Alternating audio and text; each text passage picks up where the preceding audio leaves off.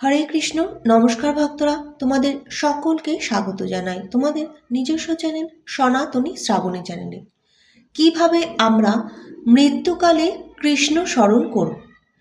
কেউ হয়তো বলতে পারেন, আচ্ছা বেশ, আপনি যে বলছেন মৃত্যুকালে আমি কৃষ্ণ চিন্তা করব, বা তুমি যা ভগবানকে ভালোবাসো সেই ভগবানেরই বা চিন্তা করো, সেটা কিভাবে সম্ভব?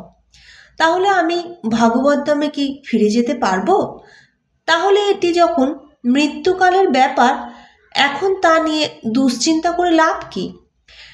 এখন মন যা চায় তেমন খুশি চলি না, ভোগবিলাসের মাধ্যমে জীবনযাপন করি না।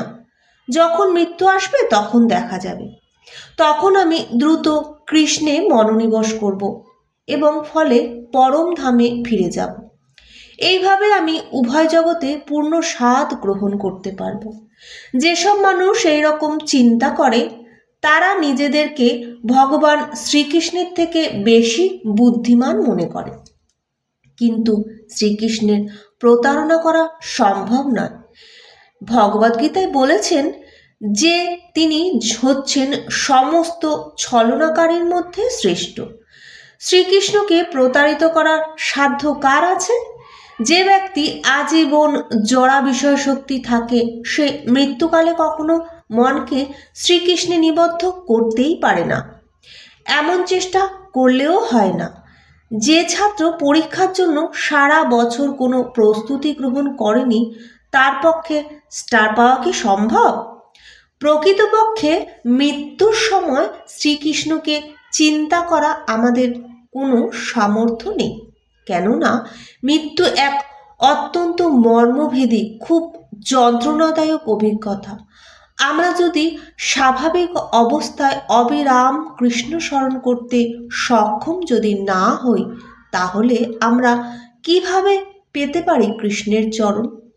যে মৃত্যুর মতো জীবনের সব থেকে বেদনাদায়ক বিয়োগান্ত মুহূর্ত আমরা শ্রীকৃষ্ণের চিন্তায় মনোনিবিষ্ট রাখতে পারবো কি, তা এক প্রকার অসম্ভবই বলা যায়। ভগবান কি আমাদের প্রতি অনুগ্রহ করবেন? যদি তার সেবা করার জন্য আমাদের আন্তরিকতার দর্শন করে তিনি প্রীতি হন, তাহলে মৃত্যু অত্যাসন্ন হলে তিনি আমাদের প্রতি অনুগ্রহ করেন, আর তার কৃপার প্রভাবে আমরা ওই চরণ সময়ও তার চিন্তায় মনোনিবেশ হতে সমর্থ হই।